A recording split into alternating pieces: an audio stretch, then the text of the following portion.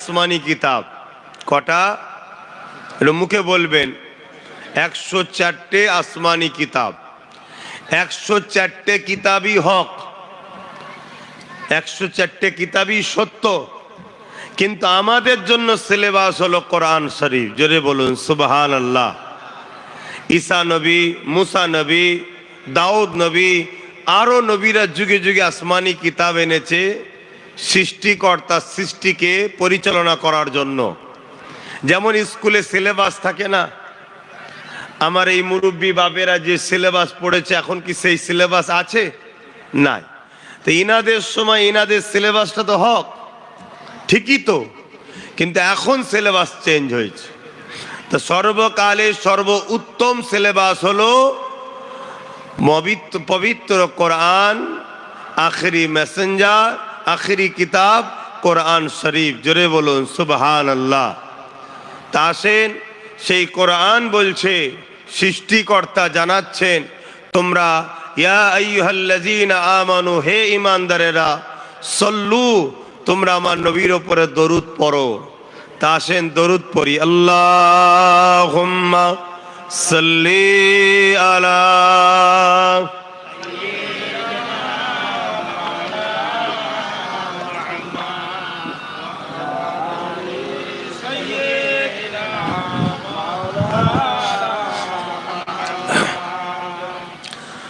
أعوذ بالله من الشيطان الرجيم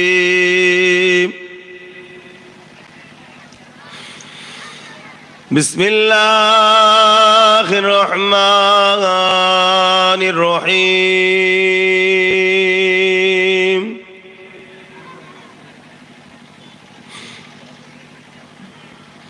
الحمد لله نحمده ونستعينه ونستغفره ونؤمن به ونتوكل عليه ونعوذ بالله من شرور أنفسنا ومن سيئات أعمالنا من يهدي الله فلا مضل له ومن يضلله فلا هادي له ونشهد أن لا إله إلا الله وحده لا شريك له ونشهد أن سيدنا وحبيبنا ومولانا محمدا عبده ورسوله أما بعد فيا أيها الحاضرون رحمكم الله قال الله تعالى في كلام المزيد والفرقان الحميد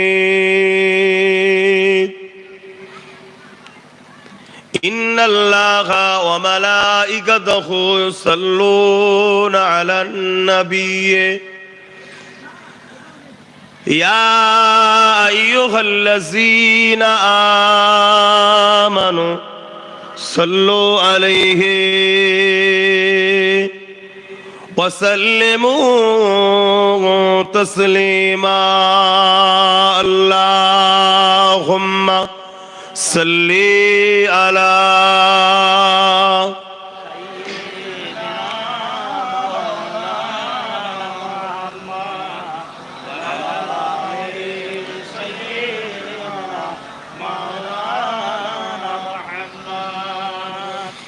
एक मैं नहीं उन पर कुर्बान जमाना है एक मैं नहीं उन पर कुर्बान जमाना है। एक मैं नहीं उन पर कुर्बान जमाना है, जो रब दो आलम का महबूब यगाना है। एक मैं नहीं उन पर कुर्बान जमाना है। अल्लाहुम्मा सल्ली अला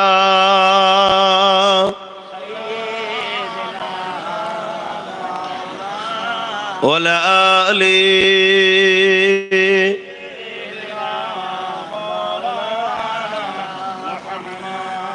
कल्पुल से जिसने हमें खुद ही पार लगाना है। कल्पुल से जिसने हमें खुद ही पार लगाना है।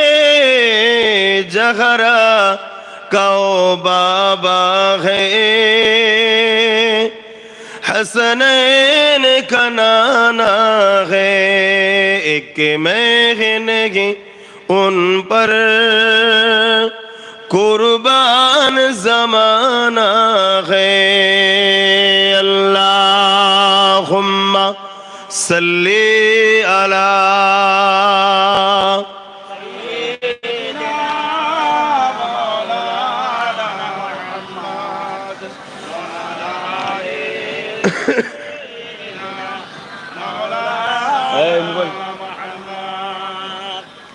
কমিটির ভাই যারা আছে তাদেরকে বলবো, আপনাদের ব্যবস্থা আছে কি জানি না, তারপরেও প্রশাসন ভাইগুলোকে চেয়ার দাও বসতে, কতক্ষণ তারা দাঁড়িয়ে থাকবে, চেয়ারের ব্যবস্থা করো। এটা তো ভালোবাসা এবং এটা একজন দেশের নাগরিক হিসাবে কর্তব্যও তো বটে। অবশ্যই তারা আমাদেরকে নিরাপদের জন্য, আমাদের ভালোর জন্যই তারা তো আমাদের কাছে আসে। জানি সমাজে কিছু মানুষের জন্য আজকে সব একে অপরকে ভুল বুঝাবুঝি শুরু হচ্ছে, কিন্তু তারপরও আপনাদের কর্তব্য আপনাদের ঘরে করতে হবে। আর খারাপ লাগছে আমার ওই সকল ভাইগুলোকে দেখে যারা ইসলামের অনুসারী হবার পরও মাহফিল থেকে দূরে আছে। আমি তো কখনো আসিনি, এসেছি প্রথমবার, কিন্তু দেখে বড় খারাপ লাগছে যে এটুকু জ্ঞান বিবেক বুদ্ধিও তো থাকা দরকার যে এখানে বসলে আমাদের নেকি হয়, সওয়াব হয়। কিন্তু আজ মানুষ বড় খারাপ হয়ে যাচ্ছে। তো যাক, আপনারা বসেছেন, আরো একবার দরুদ শরীফ পড়েন। আল্লাহুম্মা সাল্লি আলা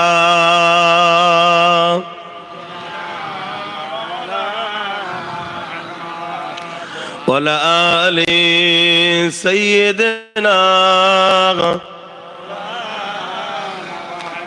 কালিমা লা ইলাহা ইল্লাল্লাহ, লা ইলাহা লা ইলাহা ইল্লাল্লাহ মুহাম্মাদুর রাসূলুল্লাহ, লা ইলাহা জোরে জোরে লা ইলাহা ইল্লাল্লাহ, লা ইলাহা লা ইলাহা ইল্লাল্লাহ মুহাম্মাদুর রাসূলুল্লাহ। হাসবি রব্বি জাল্লাল্লাহ মা ফি কলবি গায়রুল্লাহ, নূর মুহাম্মদ সাল্লাল্লাহ হক লা ইলাহা ইল্লাল্লাহ, লা ইলাহা লা ইলাহা ইল্লাল্লাহ মুহাম্মাদুর রাসূলুল্লাহ। আল্লাহুম্মা সাল্লি আলা سيدنا مولانا محمد وعلى آله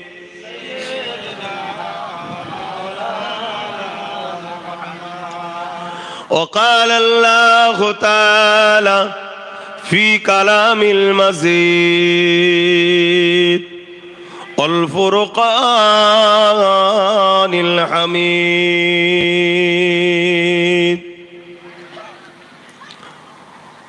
وما خلقت الجن والإنس إلا ليعبدون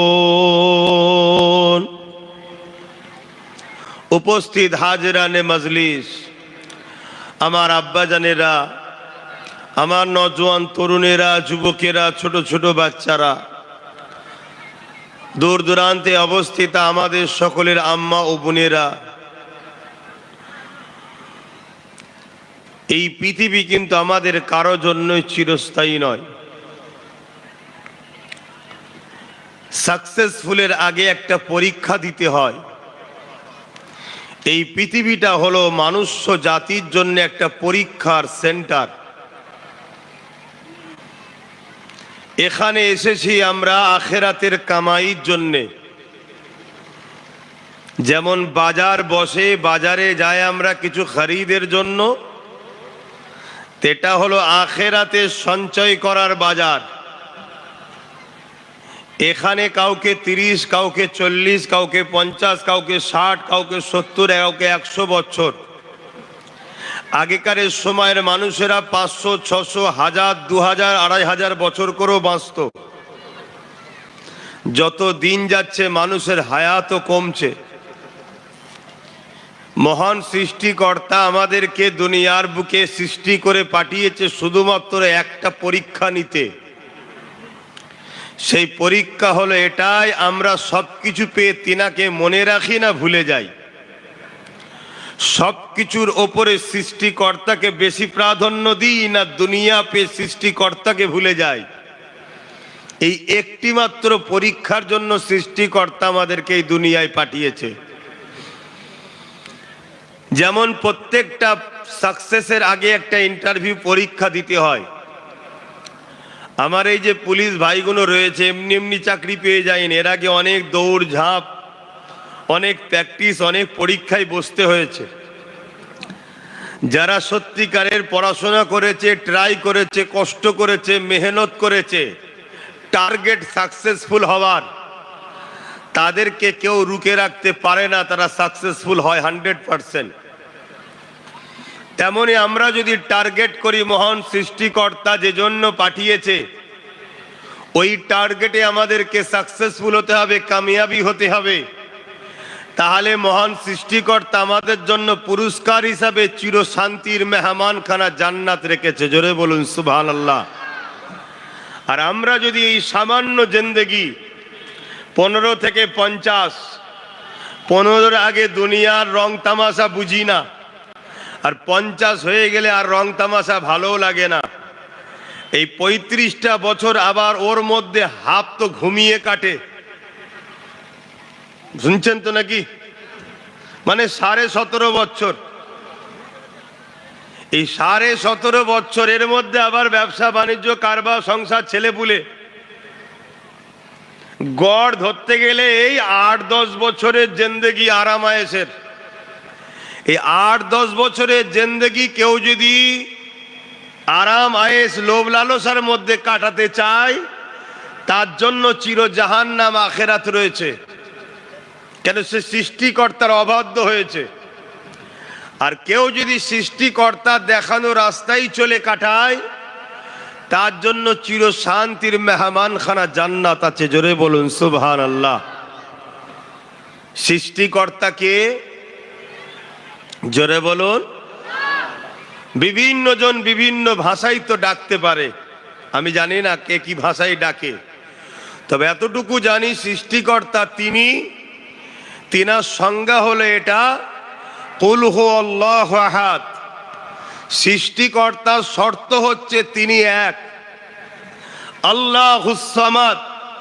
সৃষ্টিকর্তা তিনি যিনি কারো মুখাপেক্ষী নয়। লাম ইয়ালিদ ওয়া লাম ইউলাদ, সৃষ্টিকর্তা তিনি জিনাত থেকে কেউ পয়দা নয়, তিনি কারো থেকে পয়দা নয়। অর্থাৎ সৃষ্টিকর্তা তিনি জিনার বাবা মাও নাই, সন্তান স্ত্রীও নাই। সন্তান স্ত্রী থাকলে সে যদি আকাশেও ওরে মহামানব বলতে পারি, সৃষ্টিকর্তা নয়। সৃষ্টিকর্তা তিনি ওয়ালাম ইয়াকুল্লাহু কুফুয়ান আহাদ, যিনি এক অদ্বিতীয়, তিনার সমকক্ষ কেউ নাই, তিনি হলেন সৃষ্টিকর্তা। কোরআনের ভাষাই হলো আল্লাহ। জোরে বলুন সুবহানাল্লাহ। লিল্লাহি মা ফিস সামাওয়াতি ওয়া মা ফিল আরদ, যিনি এই জমিন আসমানের একমাত্র মালিক, তিনি হলেন সৃষ্টিকর্তা। যিনি এই বিনা আসমান, এই বিশাল আসমানকে বিনা খুঁটিতে রেখেছে। সামান্য এই তেরপোলটাকে রাখতে গিয়ে আমাদের কত খুঁটি টাঙাতে হয়েছে, কত রশি, কত ঠেক দিতে হয়েছে, সাপোর্ট দিতে হয়েছে। মহান সৃষ্টিকর্তা তো তিনি, যিনি বিশাল আসমানকে বিনা খুঁটিতে রেখেছে। জোরে বলুন সুবহানাল্লাহ। সৃষ্টিকর্তা তো তিনি, যিনি জিনার কুদরতি হাত লাগিয়ে একটা মানুষ তৈরি করলেন, জিনার নাম হলো আদম। কি নাম? এটা সবাই বলবেন না, আদম।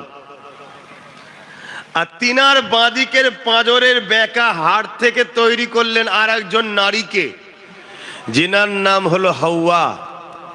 কিন্তু সম্মানের সাথে বলতে হবে আদম আলাইহিস সালাম, হাওয়া আলাইহিস সালাম, যাদের উপরে আল্লাহর শান্তি বর্ষণ হয়। জোরে বলুন সুবহানাল্লাহ। তিনারা হলেন পুরো মনুষ্য জাতির প্রথম বাবা ও মা। তাহলে আমাদের সবার প্রথম আব্বার নাম কি? জোরে বলুন। আর প্রথম আম্মা হাওয়া। মুসলিম হোক, হিন্দু হোক, খ্রিস্টান হোক, দলিত হোক, শিখ হোক, পাঞ্জাবি হোক, কুর্মি হোক, জাট হোক, যত যার ধর্ম যাই ভাষায় থাক না কেন, ইংলিশ বলুক, আরবি বলুক, ফার্সি বলুক, তেলেগু বলুক, হিন্দি বলুক, বাংলা বলুক, ভারতীয় হোক, পাকিস্তানি হোক, বাংলাদেশি হোক, ফ্রান্সি হোক, জাপানিয়ান হোক, পারস্য হোক, যেই হোক, মানুষ যারা, প্রত্যেকটা মানুষের শুরু এই প্রথম বাবা আদম আলাইহিস সালাম আর প্রথম মা, প্রথম নারী মা হাওয়া, এনাদের দুজনের মিলনের মাধ্যমে মানুষ জাতির সূচনা শুরু হয়েছে। জোরে বলুন সুবহানাল্লাহ। সৃষ্টিকর্তা তৈরি করছে। এর আগে আর একটা বলেলি, এই সৃষ্টিকর্তা যা কিছু করেছে, সূর্য বলেন, চাঁদ বলেন, পাহাড় বলেন, জমিন বলেন, আসমান বলেন, যা কিছু বানিয়েছে সবকিছু কিন্তু এই মানুষ জাতির খেদমত ও উপকারের জন্য বানিয়েছে। বললেন না সুবহানাল্লাহ? আরে খুশি হলে সুবহানাল্লাহ বলতে হয়। সুবহানাল্লাহর বাংলা মানে কি? আমার একটু ঠান্ডা লেগে বুকে কফ বসে আছে, ওই জন্য কথাও নাকে নাকে হচ্ছে, কিন্তু বুঝতে তো পারছেন নাকি? সুবহানাল্লাহ অর্থাৎ সেই পাক জাত, পবিত্র জাত, তিনি যিনি হলেন আল্লাহ। জোরে বলুন সুবহানাল্লাহ। অর্থাৎ জিনার কোনো কিছুতে কমজোরি, দুর্বল যিনি নয়, সব দিক দিয়ে তিনি পাক পবিত্র। তিনি কে? আল্লাহ। তাই বলা হয় সুবহানাল্লাহ। এই জমিন পানির ওপরে ভাসমান। এই জমিন যেমন নৌকো দেখেছেন, জাহাজ দেখেছেন, পানির ওপর টলে না, টলে না? তো এই জমিনটা যখন পানির ওপরে, তখন টলমল করছিল। সৃষ্টিকর্তা এই জমিন যাতে টলমল না করে তার জন্যে পাহাড়কে পেরেক হিসাবে ব্যবহার করেছেন। পাওয়ার বুঝছেন সৃষ্টিকর্তার? এই আসমান মানুষ্য জাতির জন্য ছাদ হিসাবে, জমিন আমাদের জন্য বিছানা। আর তিনি যা কিছু বানিয়েছেন, সূর্য আমাদের খাদেম, আমাদেরকে আলো দেবে, লাইট দেবে, আমাদের সেবার জন্য সূর্য হয়েছে। সূর্য থেকেও দামি মানুষ। চাঁদ আমাদের জন্য মাসের হিসাব দেবে, তারা আমাদের জন্য, নাবিক জাহাজ চালকরা ওকে কম্পেস হিসাবে ব্যবহার করে চলবে। তরুলতা, গাছপালা, পশু পাখি, জীব জন্তু যা আছে সব মানুষের উপকারের জন্য। মনে রাখবেন, মানুষকে সৃষ্টিকর্তা সৃষ্টি করেছেন শুধুমাত্র একটা কাজ করার জন্য। কি কাজ? তোরা আমার আইন মানবি, আমার দাসত্ব করবি, অন্য কারণ নয়। জোরে বলুন সুবহানাল্লাহ। এটাই হলো পরীক্ষা। জমিনে তোদেরকে পাঠালাম, যা বাপ আদম মা হাওয়া তোদের মিলনের মাধ্যমে পৃথিবীতে মানুষ হবে। এই মনুষ্য জাতির জন্য আমি সব দেব। কত রকম খাদ্য আছে দেখেন, কত রকম ফল আছে দেখুন, কত রকম সবজি আছে দেখুন, কত রকম প্রাণী জাতীয় হালাল খাদ্য দেখুন, শুধুমাত্র আমাদের জন্য। আর সবকিছুকে সৃষ্টিকর্তা সৃষ্টি করেছেন হুকুম দ্বারা। কাফ নুন কুন মামানা হোজা, সঙ্গে সঙ্গে ফায়াকুন সব হয়েছে। জোরে বলুন সুবহানাল্লাহ। এই আসমান, এই পৃথিবী, এ কায়নাতকে তৈরি করতে সৃষ্টিকর্তার সময় লাগেনি, শুধু বলেছে কুন হোজা ফায়াকুন, সঙ্গে সঙ্গে হয়ে গেছে। বলুন সুবহানাল্লাহ। কিন্তু যখন মানুষকে তৈরি করেছে, কুদরতি হাত লাগিয়ে বড় আদর করে, বড় যত্নের সাথে, বড় পেয়ার করে ভালোবেসে মানুষকে বানিয়েছে। জোরে বলুন সুবহানাল্লাহ।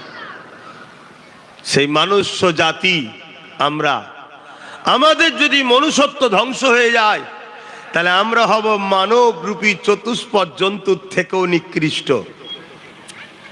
আমরা যদি আমাদের সৃষ্টির রহস্য ভুলে যাই, তাহলে আমরা হব মানুষ রূপী চতুষ্পদ জন্তুর থেকে নিকৃষ্ট। তাহলে মানুষ শ্রেষ্ঠ, মানুষই আবার যদি মনুষ্যত্ব হারিয়ে ফেলে, তাহলে সে কি হবে? চতুষ্পদ জন্তুর থেকেও নিকৃষ্ট। এনেছেন প্রথমবার, কি অজ করবো তো বুঝতে পারছি না, এ কথাগুলো বলছি অসুবিধা হচ্ছে, একটু প্রথম ভূমিকাটা বোঝেন।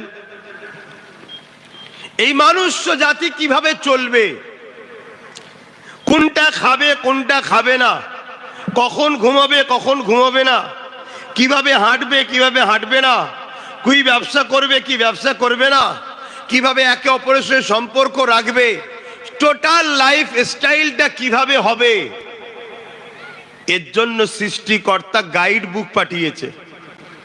যেমন এই ঘড়ি যে তৈরি করেছে, ঘড়ির সাথে সে নোটবুক দেয়। এই মেশিন পত্র যে বানিয়েছে ইঞ্জিনিয়ার, সে ভালো জানে এর মধ্যে কি কি পার্টস আছে, এর জন্য একটা গাইড বুক দেয়, নোটবুক দেয়। পানি এর জন্য উপকারী না অপকারী, ওই গাইড বুকে লেখা আছে। মোবাইল যে বানিয়েছে, মোবাইলের সাথে নোটবুক দেয়, চার্জ কতক্ষণ দিতে হবে কতক্ষণ দিতে হবে না, পানি তার জন্য ভালো না খারাপ, রোদ তার জন্য ভালো না খারাপ, টোটাল বিবরণ দেয়া থাকে। অন্য কেউ গাইড বুক দিলে মানা যাবে না এবং সেটা ঠিক হবে না, কেন সে তো বানায়নি।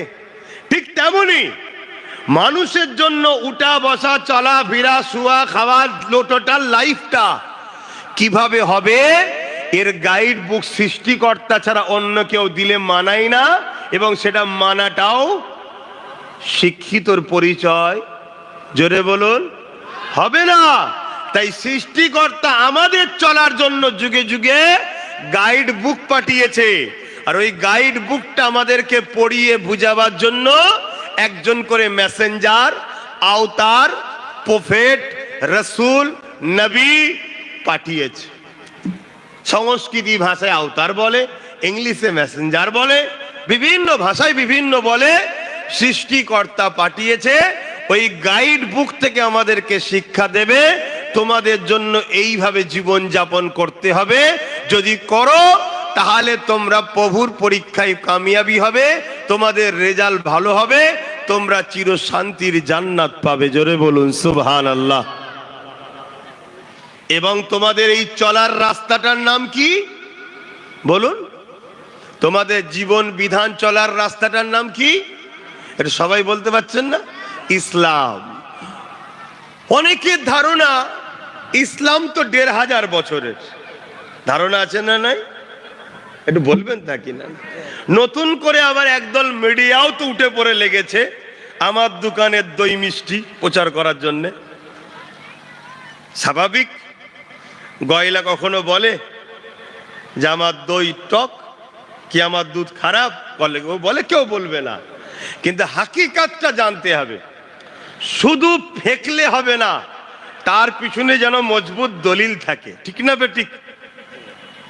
দলিল তো দিতে হবে।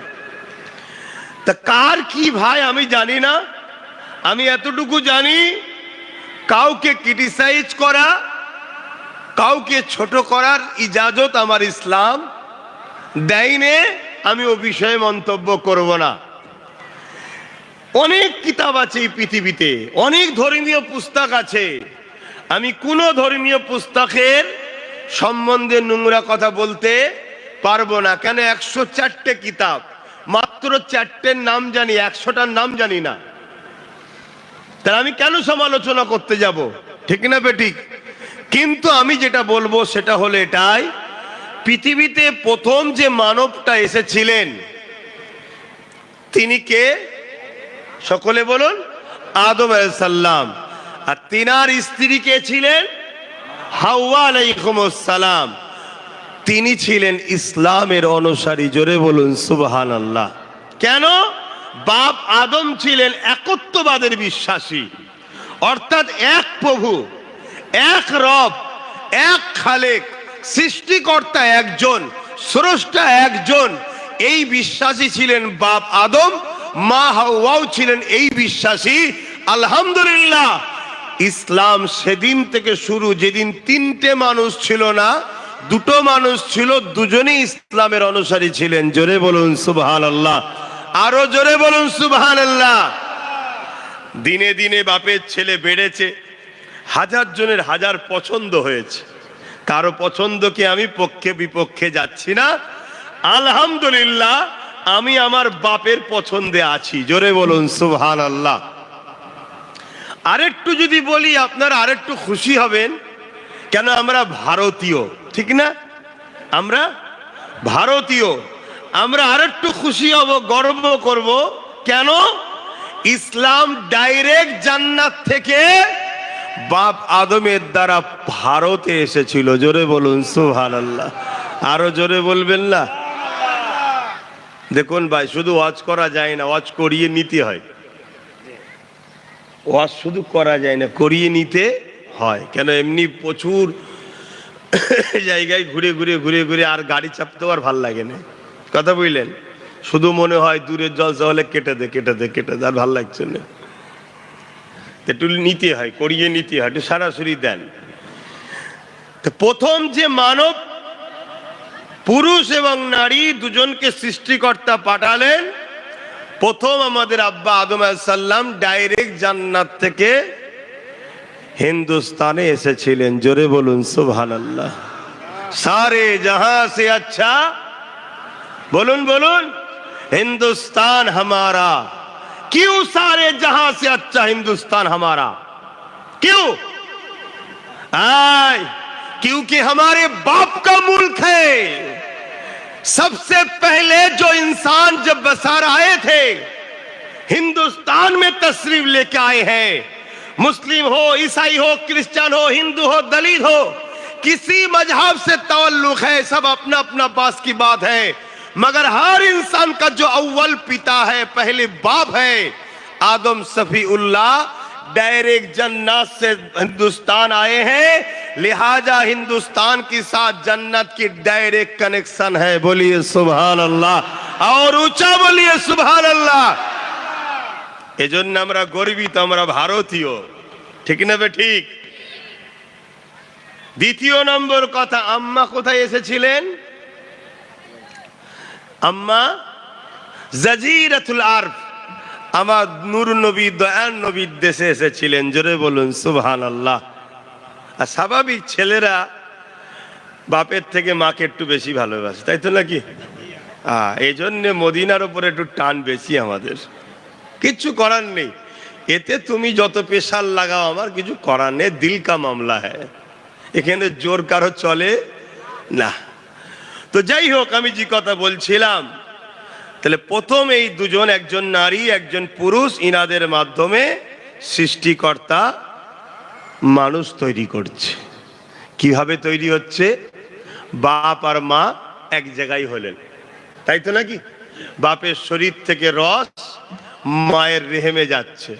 কখনো ভেবে দেখেছেন সৃষ্টিকর্তা কত পাওয়ার? মায়ের রেহেমে গেল, বাপের শরীরের রসের সঙ্গে তোমার আমার মতো কোটি কোটি কোটি কোটি স্পাম যেটাকে বলা হয়, শুক্রাণু, বুঝতে পারছেন তো নাকি? কোটি কোটি যায়, সব মারা যায়। আমাকে মালিক বাঁচিয়েছে, তোমাকে বাঁচিয়েছে, তোমাকে বাঁচিয়েছে, তোমাকে বাঁচিয়েছে, সব রাস্তায় মারা যায়।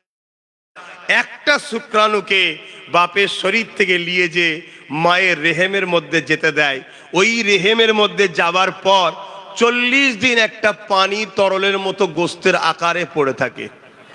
41 দিন পর থেকে ওটা ডিজাইন শুরু হয়। এই যে প্রক্রিয়াটা চলছে, এই ক্ষমতাটা জেনা তিনি হলেন আল্লাহ। জোরে বলুন সুবহানাল্লাহ। তিনি হলেন আমাদের সৃষ্টিকর্তা, তিনি হলেন আমাদের মালিক। তিনার উপাসনা করো, তিনাকে পিয়ার করো, তিনাকে রাজি করো, তিনার কথা মতো চলো, তিনার গাইড বুক কোরআন মেনে চলো, তিনার পাঠানো মেসেঞ্জার প্রফেট মোহাম্মদ রসুলকে মেনে চলো, তবেই তো সাকসেসফুল। কত বড় নেতা হলে, কত বড় লিডার হলে, কত বড় ধনী হলে, কত গাড়ি, কত বাড়ি, কত কি, এগুলো সাকসেসফুল নয়। এসব রয়ে যাবে, দুদিনের মায়া ছেড়ে চলে যেতে হবে। হাকিকাতে সাকসেসফুল হলো আপনাকে যদি আপনার সৃষ্টিকর্তা ভালোবাসে। যদি মালিকেরই না হতে পারলেন, দুনিয়ায় হাজারের হয়ে কি লাভ রইল? অতএব প্রভুর হন, যিনি কত সুন্দর করে আপনাকে বানালেন। আস্তে আস্তে মায়ের পেটে আপনার হাড় তৈরি হচ্ছে। খেয়াল করে দেখেছেন কখনো যে একতলা বিল্ডিং এর ওপরে কেউ যদি টুকটুক করে কাজ করে, আপনার ঘুম ভেঙে যাবে।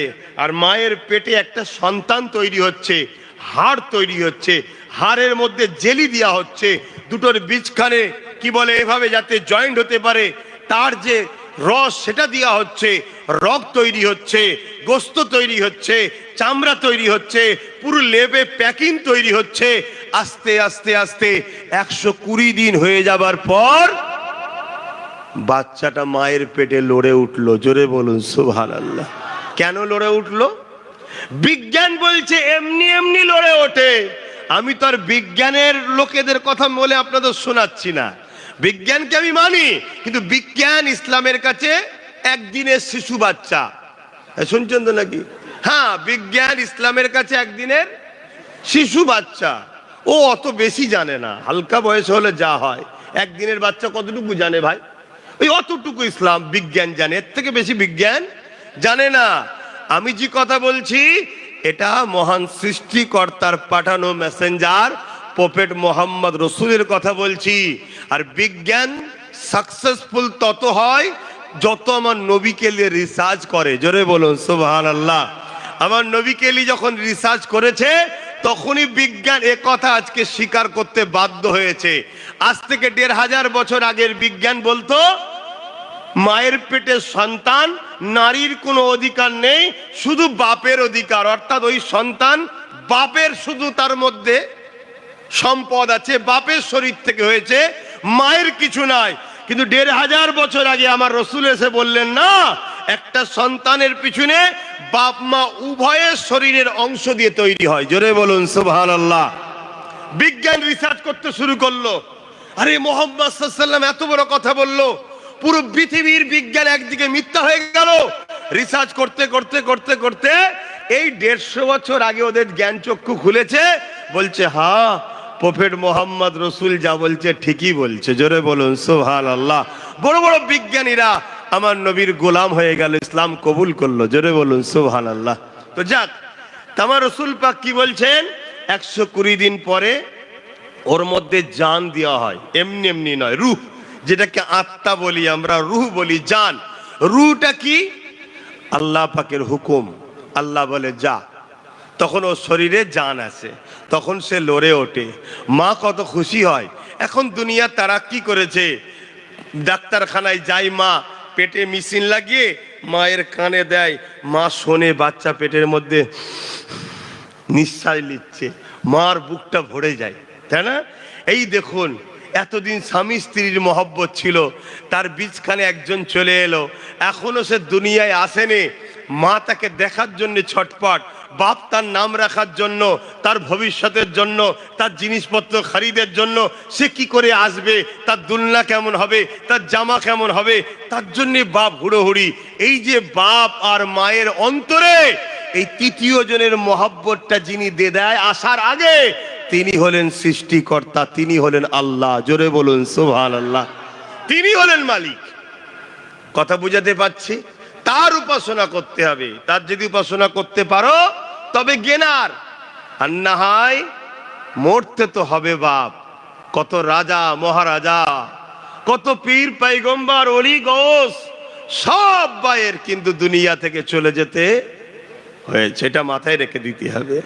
তো ওই সময়েতে আবার যখন সময় হয়, দিন যখন আসে, বাচ্চা দুনিয়াতে আসে, দুনিয়াতে আসে, আসার পরে দেখুন আল্লাহ কত ভালোবাসে, আহা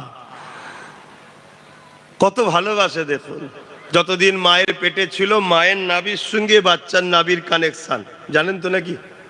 হ্যাঁ, মায়ের যে শরীরের যে রক্ত মাসে বাহির হয়, ওটা বাচ্চার নাভির সঙ্গে কানেকশন করে বাচ্চার শরীরে দিয়েছে, মুখ দিয়ে দেয়নি। কেন?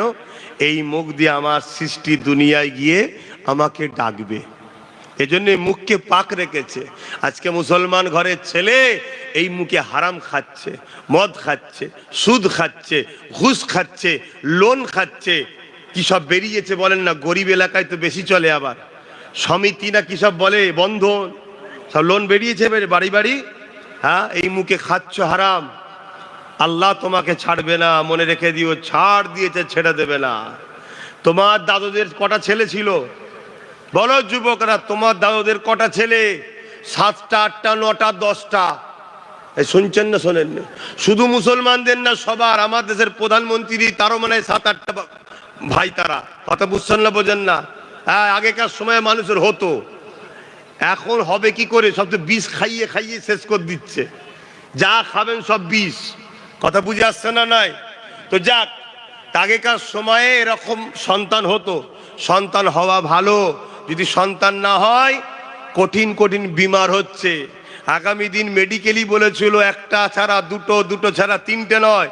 এখন আবার বলতে বাধ্য হবে, দুদিন পরে দেখেন না, ঘন ঘন সন্তান লাও, ঘন ঘন সন্তান লাও, না হয় রোগ বেড়ে যাবে। শুনছেন তো নাকি? আমি ওদিকে যাচ্ছি না ভাই, অত ডিপে ঢুকছি না, আমি শুধু টাচ দিলাম। কিন্তু আপনার দাদুদের ঘরে বা আমার দাদুদের ঘরে কখনো সন্তানদেরকে খাওয়াবার জন্য কারো কাছে হাত পাততে হয়েছিল? কোনো লোন টোন নিতে হয়েছিল? তাহলে আজকে 1.5খানা 2খানা সন্তান নিয়ে এত লোন নিতে হচ্ছে কেন? এটা ধ্বংসের কারণ। এরপরও আমাদের বরকত নাই। তো যাই হোক, তো বাপ আমার আল্লাহ পাক কত দয়ালু দেখুন। দুনিয়ার জমিনে আমরা আসার আগে যাতে আমাদেরকে শুকিয়ে না থাকতে হয়, মায়ের স্তনে দেখুন আল্লাহ আমাদের খাবারকে পাঠিয়ে দিয়েছে। জোরে বলুন সুবহানাল্লাহ। আর খাবারটা কেমন জানেন? কি গো, অসুবিধা হচ্ছে নাকি? গরম লাগছে? খাবারটা কেমন? আমরা বান্দা, আমাদের একটা অভ্যাস আছে, দেখবেন গরম যত বাড়বে ফ্রিজের পানি খেতে মন যায়, একটু ঠান্ডা পানি। আমার আল্লাহ জানে না? জানে না? বলো, তিনি তো বানিয়েছে, তিনি জানেন না? জানে। তাই গরমকাল এলে মায়ের স্তনের দুধ অটোমেটিক ঠান্ডা বাহির হয়। জোরে বলুন সুবহানাল্লাহ। মেডিকেল রিসার্চ করেছে কথাকে, 1500 বছর আগে হুজুর বলে গেছে, মেডিকেল রিসার্চ করে 150 বছরের মেডিকেল বলছে রাইট, প্রফেট মোহাম্মদ রসুল যেটা বলছে ঠিক। আর গরমকালে যেমন ঠান্ডা বাইরে হচ্ছে, মায়ের স্তনে কোনো ফ্রিজ নাই, অটোমেটিক ঠান্ডা। আর ঠিক ঠান্ডা কালে একটু গরম গরম ভালো লাগে না? মায়ের স্তনের দুধ অটোমেটিক গরম গরম বাহির হয়। জোরে বলুন সুবহানাল্লাহ। সেই হলেন মহান সৃষ্টিকর্তা আল্লাহ। তিনাকে ভালোবাসেন, পিয়ার করুন, চিনুন। মায়ের পেট থেকে দুনিয়ায় আসলাম, ছোট্ট ছোট্ট দুটো চোখ, ঠিক মতো দেখতে পাই না, রোশনি তখন কম থাকে। আস্তে আস্তে সেই সময়ের সাথে সাথে রোশনি আল্লাহ বাড়ায়। জোরে বলুন সুবহানাল্লাহ।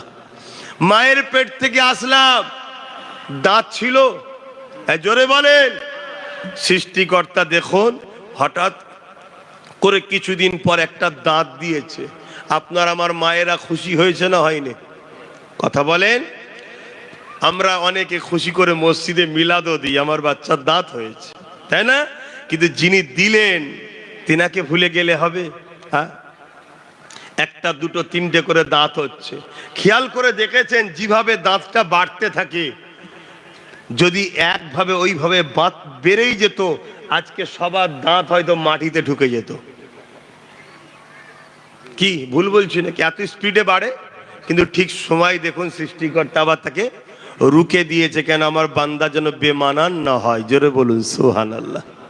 আবার এগুলো দেখুন ঘন ঘন কাটতে হয়, আর এখানে চুল দেখুন কাটতে হয়। ইনি হলেন সৃষ্টিকর্তা, যিনি এইগুলোকে তৈরি করেছেন। জোরে বলুন সুবহানাল্লাহ।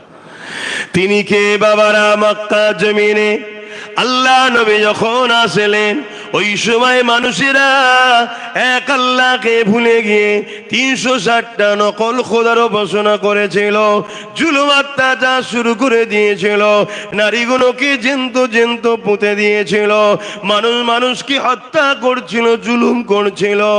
এক কথায় 1500 বছর আগে এই পৃথিবীর জমিনটা অন্ধকারাচ্ছন্ন হয়ে গিয়েছিল।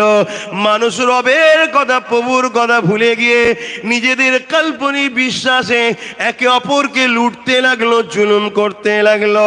মহান সৃষ্টিকর্তা আল্লাহ এই মানুষ জাতিগুলোকে ধ্বংসের হাত থেকে নিজেদের মধ্যে ভাইচারা তৈরি করাবার জন্যে, খুনোখুনি থেকে ফিরে আসার জন্যে, নারীগুলোর অধিকার দিবার জন্যে, বাঁচার জন্যে তিনি তিনার পেয়ারা বন্ধু মুহাম্মদ রাসূলুল্লাহকে পাঠিয়েছিলেন। আল্লাহ নবী যখন মক্কা জমিনে এসে বলেছিলেন লা ইলাহা ইল্লাল্লাহ আনা মুহাম্মাদুর রাসূলুল্লাহ, আমার নবী পাকের বিরোধী হয়েছিল 2 শ্রেণীর মানুষ। কয় শ্রেণী?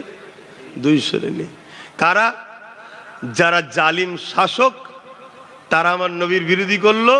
দ্বিতীয় হলো যারা ধর্মের নামে মানুষকে মিথ্যাচারের মধ্যে ডুবিয়ে রেখেছিল, তারা আমার নবীর বিরুদ্ধে চলে গেল। শুনছেন কেন? তারা বুঝতে পেরেছে আমাদের জায়গা এবার হাতছাড়া হবে। আজও বিশ্বজুড়ে ইসলামের সমালোচনা, ইসলামের বিরোধী যারা করে, তারা এই দুজনের মধ্যে যে কোনো একজন হবে, তৃতীয় কেউ নয়। আর এই দুজন সর্বসময় চাই মানুষ মূর্খ হোক, মানুষ অশিক্ষিত হোক। কেন? মূর্খকে চুনকেও দই বলে বিক্রি করা যাবে, আর শিক্ষিতর কাছে কখনো ধোঁকা দেওয়া যেতে পারে না।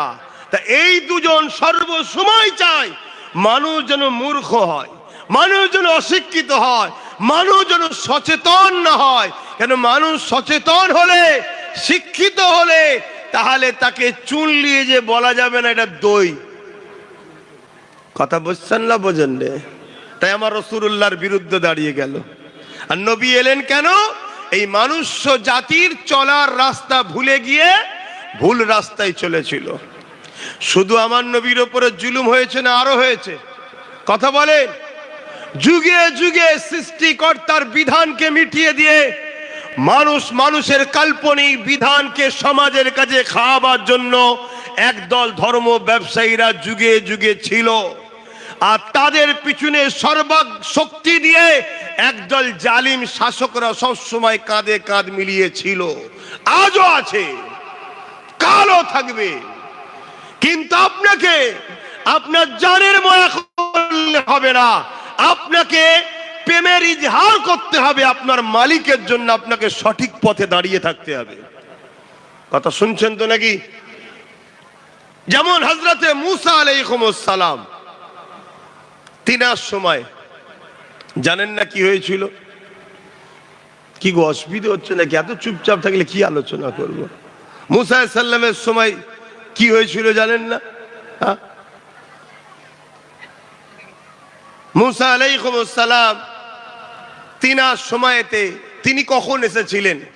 যখন ফিরাউন নামক একজন শাসক জুলুমের স্টিম রোলার মানুষের উপরে চালাতে লাগলো, মনুষ্যত্বকে ধ্বংস করে দিয়ে বেইনসাফি কর্মকাণ্ড, মানুষের উপরে অত্যাচার, নারীদের উপরে অত্যাচার, নারীদেরকে ভোগের পাত্রী বানিয়ে দিল, নারীদেরকে রাখেল বানিয়ে দিল, অত্যাচারের স্টিম রোলার মানুষের উপরে চুলুম শুরু করে দিল। মনুষ্য জাতিগুলোকে এই অত্যাচারী স্বৈরাচারী ফেরাউনের হাত থেকে বাঁচাবার জন্য আল্লাহ রাব্বুল আলামিন সৃষ্টিকর্তা মুসা আলাইহিস সালামকে পাঠালেন মেসেঞ্জার হিসাবে। যান, আপনি মানুষকে তাওহীদের বাণী শোনান, একত্ববাদের কথা শোনান। আমি আল্লাহ তাদের রব, তাদের মালিক, আমি তাদেরকে সৃষ্টি করেছি। তারা কখনো একে অপরে ঝগড়া করবে না, মিলেমিশে থাকবে। তারা আমার দাসত্ব করবে, নারীদেরকে সম্মান করবে। নারী মা হয়, নারী স্ত্রী হয়, নারী বোন হয়, নারী বেটি হয়। মা মায়ের সম্মান পাবে, স্ত্রী স্ত্রীর অধিকার পাবে, বেটি বেটির ভালোবাসা পাবে, বোন বোনের মর্যাদা পাবে। যার যেটা জায়গা তাকে সেই জায়গায় রাখো। এই শিক্ষা দাও মুসা। তুমি গিয়ে, মুসা নবী দুনিয়ায় আসলেন। অনেক লম্বা কথা, মূল জায়গাটা বলছি। মুসা নবীর বিরুদ্ধেও ফিরাউন ও তার সৈন্যবাহিনী লেগে গেল। কেন? মুসা নবী গরিবের পক্ষে, মুসা নবী ইনসাফের পক্ষে, মুসা নবী মানবতার পক্ষে, মুসা নবী মনুষ্যত্বের পক্ষে, মুসা নবী নারীদের অধিকারের পক্ষে, মুসা নবী কৃষকদের পক্ষে, মুসা নবী দিন মজুরিদের পক্ষে, মুসা নবী দুর্বল মানুষদের ঘরে আশ্রয় দিবার পক্ষে। আর ফিরাউন, ফিরাউন কি ছিল? অত্যাচার করার পক্ষে, জুলুম করার পক্ষে, খুন করার পক্ষে। আমার বিরুদ্ধে কেউ কথা বললেই তাকে জেলে ভরে দাও, আমি যা বলবো তাই। আমি মানুষের খোদা।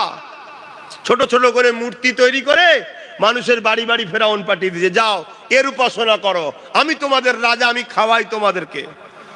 এখনো কেউ কেউ খাইয়ে আমাদেরকে গোলাম বানাতে চাইছে, খা আর আমার উপাসনা কর।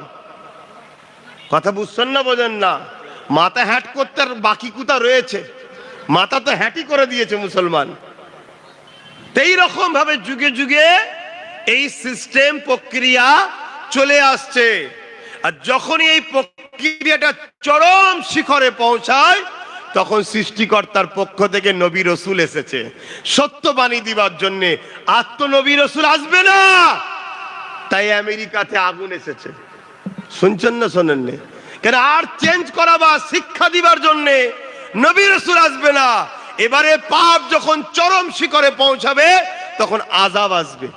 আযাব এটা সামান্য একটা ছোট্ট এসেছে, এটা বিরাট কিছু ব্যাপার নয়, খুব সামান্য ব্যাপার। কথা বুঝে আসছে তো? যাক, ওই সময় মুসা নবীকে যখন কোনো দিক দিয়ে রুখতে পারছে না, তখন ফেরাউন কি করলো? মুসা নবীকে জাদু দ্বারা মেরে ফেলার জন্য 70,000 জাদুকর ডেকেছে। কত জাদুকর? আজকেও জাদুকর সমাজে আছে না নাই? জাদু মানেই 2 নম্বরই, জাদু মানে ভণ্ডমি, জাদু মানে মানুষের চোখকে ধোকা দিবা। চলে আসুন, তার তথ্য বলছি কোরআন থেকে। মুসা আলাইহিস সালামকে খতম করার জন্য জালিম অত্যাচারী শাসক 70,000 জাদুকর ডেকেছে। আজকের কথা এটা, কিছু কম বেশি 4,000 5,000 বছর আগেকার ওয়াকিয়া। কোরআনে আল্লাহ তা শুনিয়েছে, বর্ণনা করেছে। মুসা নবী, তিনার সাথে শুধু তিনার ভাই হারুন আছে আলাইহিস সালাম, আর ফেরাউন রাজা, সৈন্য আছে, মিলিটারি আছে, ফোর্স আছে, রাজ দরবার গমগম করছে। 70,000 জাদুকরকে দাওয়াত করে নিয়েছে, ভালো মন্দ করে খাওয়ানো হয়েছে মুসাকে যাতে হারানো যায়। মুসা নবী যখন গেলেন, 70,000 জাদুকর তারা একটা করে রশি নিয়ে এসেছিল। ওই রশিগুলো যখন ছেড়ে দিল, প্রত্যেকটা রশি সাপ হয়ে যাচ্ছে। জাদুকরের রশি কি হচ্ছে? সাপ হচ্ছে। মন দিয়ে শুনেন, আজকালকার জাদুকর আর তখনকার জাদুকরের মধ্যে পার্থক্য ছিল। তখনকার জাদুকররা আরো পাওয়ারফুল ছিল। যেমন আমার দেশে একটা জাদুকর ছিল, জাদুকর জয়পাল, নাম শুনেছেন না শোনেননি? গরিবে নওয়াজের সঙ্গে পাল্লা দিতে গেছিল। একটু বলবো? অসুবিধা হচ্ছে? আচ্ছা, প্রথম মুসা নবীরটা বলেলি, তারপরে এটা বলছি। কেন যুগে যুগে জালিমরা যখন সব বিদ্যা শেষ হয়ে যায় তখন লাগায় এবারে জাদুর বিদ্যা। শুনছেন তো নাকি? জাদু বিদ্যা চালায়। কিন্তু যাদের হৃদয়ে আল্লাহর প্রেম ভালোবাসা থাকে তাদেরকে জাদুও কিছু করতে পারে না। এই রিসেন্ট 1 মাস 1.5 মাস আগে একটা ন্যাশনাল নিউজে একজন জাদুকর বক্তব্য দিতে বসছিল। সে মহিলা জাদুকর, মহিলা, পৃথিবীর সে বর্তমান এখন নাম করা জাদুকর পৃথিবীর মধ্যে। সে তাকে জিজ্ঞেস করেছে তুমি কি করো। সে অনেক বক্তব্য দিতে দিতে বলেছে আমি সব জায়গায় গেনার হয়েছি, শুধু মুসলমানদের কাছে পরাজিত হয়েছি। বললেন না সুবহানাল্লাহ? মুসলমানদের যতই জাদু করি লাগে না। আরে পৃথিবীর জাদুকররা যত জাদু করিস লাগবে না কেন? মুসলমানদের কাছে আয়াতুল কুরসি আছে। জোরে বলুন সুবহানাল্লাহ। আয়াতুল কুরসি জানো তো? না জানা থাকলে মুখস্থ করবে। সকালে উঠে ঘর থেকে যখন বেরোবে আয়াতুল কুরসি পড়ে গায়ে ফু দিয়ে হাতে ফু দিয়ে পুরো শরীরে মালিশ করে শরীর বন্ধ করে বেরোবে। 70,000 রহমতের ফেরেশতা তোমাকে পাহারা দেবে। জোরে বলুন সুবহানাল্লাহ। আর রাত্রি যখন শোবে আয়াতুল কুরসি পড়ে গায়ে ফু দিয়ে শোবে। সারা রাত তোমাকে সমস্ত শয়তানের হাত থেকে মহান সৃষ্টিকর্তার ফেরেশতা দ্বারা পাহারা দেওয়া হবে। জোরে বলুন সুবহানাল্লাহ। কোথা থেকে কোথা আমরা ঘুরে বেড়াই, কোথা থেকে কোথা, কখনো আকাশ পথে, কখনো পানি পথে, কখনো বাইকারে, কোথায় না কোথায় ঘুরে বেড়াই। আমাদের কখনো মনে হয় না 1 সেকেন্ডের জন্য কোনো টেনশন, কোনো ভয়। রাত 12টা হোক, 1টা হোক, 2টো হোক না, আগে কোনো কাঁই করে বাতি জ্বেলে যায় না, পিছনে কেউ থাকে, কেউ থাকে না। কিন্তু আমরা বুক ফুলিয়ে ঘুরি কেন? আমরা জানি আমাদের কাছে আয়াতুল কুরসি আছে। জোরে বলুন সুবহানাল্লাহ। এই কুরসি নাও থাকতে পারে, আয়াতুল কুরসি তো আছে। কথা বুঝছেন না, বোঝেন না? এই কুরসি যাদের আছে তারা আগুন সামলাতে পারেনি। আর আয়াতুল কুরসি যারা আছে, আফ্রিকা যখন, ব্রাজিলে যখন অ্যামাজন জঙ্গলে আগুন লেগে গিয়েছিল বছর 5 আগে, জানেন না? এটা কি না বলে? আরে কত পানির ট্যাঙ্কার ফ্যাঙ্কার ফ্লাইট দিয়ে কত দেশ চেষ্টা করেছিল অ্যামাজন জঙ্গলের আগুনকে বন্ধ করতে হবে, অ্যামাজন জঙ্গলের আগুনকে বন্ধ করতে হবে। অবশ্যই বন্ধ হওয়া দরকার, কারণ এই গাছপালা আমাদের অক্সিজেনের জন্য প্লান্ট এগোনো, অক্সিজেন প্লান্ট এগোনো। যত গাছপালা কমবে গরমের তাপ বাড়বে, আমরা অক্সিজেন নিতে পারবো না। আমি আপনাদের বলছি যেভাবে গাছ মাফিয়ারা গাছ কাটছে, যদি আপনারা না রোকে আর পরিবর্তে যদি গাছ না লাগান, আগামী 10-15 বছর পরে আপনার এলাকারই তাপমাত্রা এত হবে যেমন করাতে ডিম দিলে হাফ বয়েল হয়ে যায়, মানুষগুলো হাফ বয়েল হয়ে যাবে জ্যৈষ্ঠ মাসে। গল্প বলছি না, মিলিয়ে নেবেন। অতএব আপনাদেরকে এখানে যখন কথা এসেছে বলে দিই, প্রত্যেকে কম করে হলেও 10টা করে গাছ লাগান।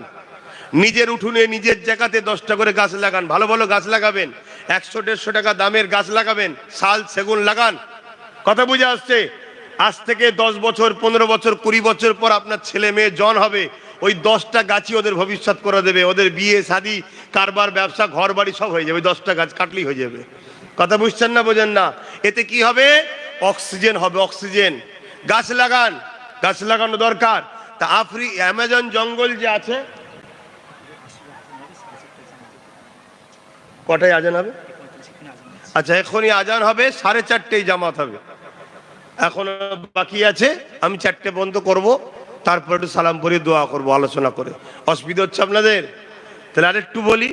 তা আফ্রিকা, ব্রাজিলে যখন অ্যামাজন জঙ্গলটায় আগুন ধরে যায় তখন চেষ্টা করেছে অনেক পানি দিয়ে বন্ধ করা দরকার।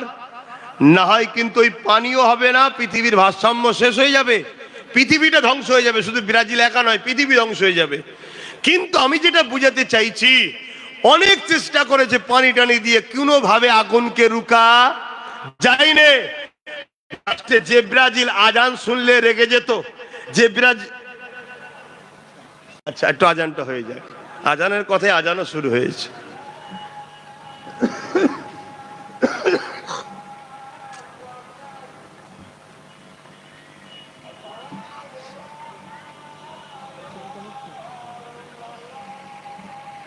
আশহাদু আল্লা ইলাহা ইল্লাল্লাহ।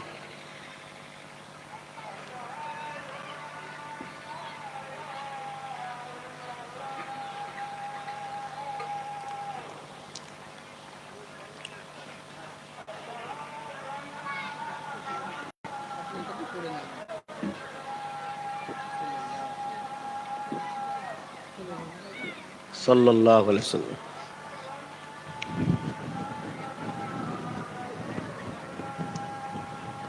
সাল্লাল্লাহু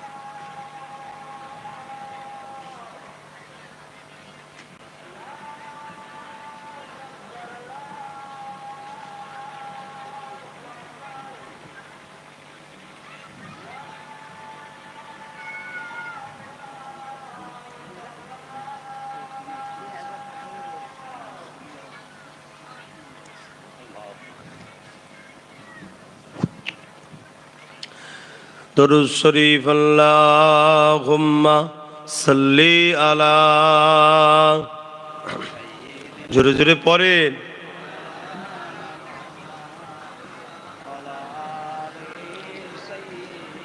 মাওলানা মুহাম্মদ। যাদের হৃদয়ে আছে আল্লাহর ভয়, তারা কখনো ভুলে যায় না। আল্লাহর প্রেম ছাড়া এই দুনিয়ায় কারো কাছে কোনো কিছু চায় না। যাদের হৃদয়ে আছে আল্লাহর ভয়, তারা কখনো ভুলে যায় না। রাতের আধারে যারা সিজদাতে রয়, দু চোখের স্রোতে নদী যেন বয়। রাতের আধারে যারা সিজদাতে রয়, দু চোখের স্রোতে নদী যেন বয়। ছলনারা চানি যত আসো, ছলনারা চানি যত আসো, পিছনে ফিরো তাকায় না। যাদের হৃদয়ে আছে আল্লাহর ভয়, তারা কখনো ভুলে যায় না। দিন কায়েমের পথে যারা অবিচল, তারা হলো আল্লাহর প্রিয়জন।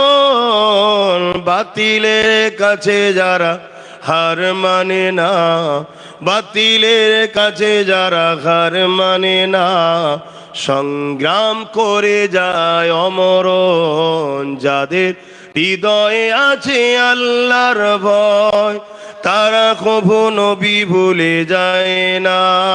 আল্লাহুম্মা সাল্লি আলা,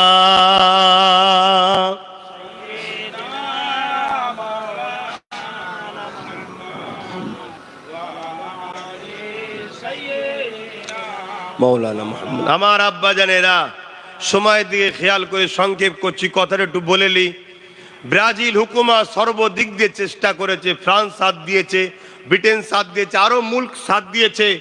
ফ্লাইটে করে পানি দিচ্ছে যে বন্ধ হয়, নানা রকম কেমিক্যাল গ্যাস অনেক রকম দিয়ে চেষ্টা করছে বন্ধ করার, কিছুতেই কিন্তু অ্যামাজন জঙ্গলের আগুন বন্ধ করতে পারেনি। লাস্টে ব্রাজিল হুকুমত যারা মসজিদকে বন্ধ করতে চেয়েছিল, মাদ্রাসাকে বন্ধ করতে চেয়েছিল, আজও যেমন আমার দেশে আওয়াজ উঠছে মসজিদ বন্ধ করো, মাদ্রাসা বন্ধ করো। আমি আবার বলবো, লাপালাপি ভালো, কিন্তু খুব লাপালাপি ভালো নয়। কথা বুঝছেন না, বোঝেন না? কেন খুব জোর লাপালে আমার ঠ্যাং ভেঙে যেতে পারে। লাপালাপি করা ভালো কেন? যে যার রুটি শাকতে গেলে তো প্ল্যান করছে। মসজিদ মাদ্রাসার বিরোধী না বললে তাহলে এক শ্রেণীকে তো বুকা বেনিয়ে আমার কোলে আনা যাবে না। বুঝছেন না, বোঝেন না? তা লাপালাপি করছো করো, বেশি লাপালাপি করতে যাও না। লেস্টে কেঁচো ঘুরতে ঘুরতে কেউটে বেরিয়ে পড়বে, আর কেউটো ছবল মারলেই বুঝতে পারছো তো পুরো ফিল্ম হয়ে যাবে একদম। তো যাক, তো ব্রাজিল হুকুমত উলামাদের কাছে গেছে, ইমামের কাছে গেছে, মসজিদে গেছে, গিয়ে বলছে ভাই সব দিক দিয়ে শেষ ট্রাই, তোমরা একটু দেখো। কয়েকজন উলামা গেছে গাড়িতে, তাদের কারে করে গিয়ে অ্যামাজন জলের পাশে গিয়ে সেখানে দূরে কাজ নামাজ পড়ে আল্লাহর কাছে হাত তুলে বলছে, আল্লাহ এটা মানুষের জন্য, আপনি এই জঙ্গল মানুষের জন্য উপকারে লাগে, কত জীব জন্তু পুড়ে যাচ্ছে, আল্লাহ আপনি আকাশ থেকে পানি দেন। সঙ্গে সঙ্গে দোয়া হতে হতে মেঘলা হলো, পানি হলো, অ্যামাজন জঙ্গলের আগুন নিভিয়ে গেল। জোরে বলুন সুবহানাল্লাহ। তো ভাইয়ের আমার, আমি বুঝাতে চাইছি এটাই, যাদের কাছে আয়াতুল কুরসি আল্লাহ দিয়েছে তাদের অন্য কুরসির প্রয়োজন নাই, কিন্তু কুরসিতে যদি কেউ বসে মানবরূপী পশু হয়, তাকেও কুরসি থেকে নাবিয়ে দিবার দায়িত্ব আয়াতুল কুরসিওয়ালাদের আছে না নাই? এটাকেও মাথায় রাখতে হবে, না হয় আল্লাহ ওই জালিমের সাথে তোমারও বিচার করবে। কেন জুলুম করা শুধু অন্যায় নয়, জুলুমকে দেখে চুপ করে থাকাটা আরো বড় অন্যায়। কথা বুঝে আসছে? আর সমাজে যেভাবে জুলুম হয়, একদল মুসলিম, আদিবাসী, দলিত, গরিব হিন্দুদের ওপরও জুলুম হয় না? হয় না? খারাপ নেবেন না। যেমন আজকে একটা রায় বাহির হচ্ছে না, কি আজকের রায় বাহির হচ্ছে, তো আমার সেই তিলোত্তমা বোনের যে অত্যাচার হয়েছিল, একটা রায় বাহির হচ্ছে। আমি আপনাকে বলছি, গরিবই সবসময় বলি হয়, গরিবই সবসময় বলি হয়। এটা আমার মতামত আপনাকে শোনাচ্ছি, শোনেন। এই যে সিভিক ভাইয়েরা রয়েছে, সিভিক ভাইয়েরা মনে করছে আমাদের বিরাট উপকার হচ্ছে। না না, ধনীদের ছেলের জন্য সময় হলে একটা করে ধরে ধরে বলি দিয়ে হবে, তোমাদের তৈরি থেকো। কথা খারাপ লাগতে পারে অনেকের, আমরা কারো মুখের দিকে চেয়ে কথা বলি না, কারো খাই না, কারো দয়াতে বেঁচে থাকি না। আমরা সৃষ্টিকর্তার খাই, সৃষ্টিকর্তার দয়ায় থাকি, কারো দাদাগিরি আমরা মেনে নিই না। তুই যে লাট সাহেব হতে পারিস, পাকামু করবি, হাত তুলবো, আমেরিকার মতো দশা হয়ে যাবে, যা মর্গে যা। কথা বুঝছেন না? বোঝেননি? কেন গরিবকে সবসময় জুলুম করা হয়, গরিবের উপরে সর্ব জায়গায় অত্যাচার করা হয়। সে গরিব যদি হিন্দু হয় তার উপরেও জুলুম হয়, গরিব যদি আদিবাসী হয় তার উপরেও জুলুম হয়। আর মুসলমানের উপরে তো জুলুম হওয়াটা স্বাভাবিক। কেন মুসলমান আমরা ভালো নয়, খারাপ লিউনি, আমরা ভালো নয়। আমাদের উচিত ছিল জুলুমের বিরুদ্ধে লড়াই, আমরা জুলুমের পক্ষে সাপোর্ট করি, এজন্য আমাদের মাঠটা পাওনা হয়েছে। কিন্তু বাকি যাদের উপরে হয়, হিন্দু হোক, আদিবাসী হোক, মতুয়া হোক, আরো কত ধর্মের মানুষ আছে, গরিব যে হয়, পাড়ার বিদেশি ধনী লোকের ঘরের কুকুর খেতে পাই তো গরিব খেতে পাই না। কি গো, কথা কি খারাপ লাগছে নাকি? গরিবের পাশে থাকবে। আপনারা যে ইসলাম এটুকু বলে যাচ্ছি, গরিবকে ভালো রাখবেন, আর মাথায় এটুকু ঢুকিয়ে নেন, মজলুমের সাথে কেউ না থাকুক, সৃষ্টিকর্তা থাকে। মুসলিম যদি অমুসলিম হয় আর জালিম যদি মুসলিম দাবিদারও হয়, আমার আল্লাহ অমুসলিমের সাথে আছে, জালিম মুসলমানের সাথে নাই। আল্লাহ কখনো জালিমের সাথে নাই, এটা মাথার মধ্যে রেখে দেবে। তাই তুমি আমি যদি জালিমের সাথে থাকি, আমার আল্লাহ কিন্তু তোমাকে আমাকে সাহায্য করবে না। আজকে প্যালেস্তাইনের উপরে কি জুলুম হয়েছিল, ওই জালিমদের সাথে যারা সাথ দিয়েছে, দেখে লিও সবার জবানা জব্দাল্লাহ করবে। কেন? 9 বছরের বাচ্চাকে পর্যন্ত ফাঁসি দেওয়া হয়েছে। কিসের মানবতা এটা? কিসের সভ্যতা? কিসের ইনসাফ, ইনসানিয়াত? একটা 9 বছরের ছেলে কখনো সমাজ বিরোধী হতে পারে?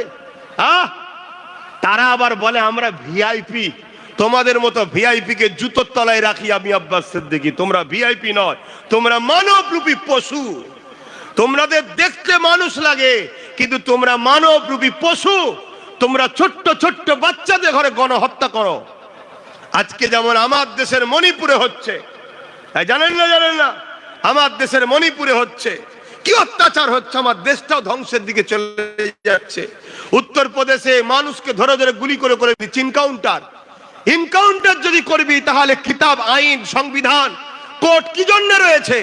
আজকে আমার বাংলাতেও ইনকাউন্টার শুরু হয়েছে না হয়নি? এগুলো সব সমাজ বিরোধীরা, এরা কখনো সংবিধানকে মান্যতা দেয় না।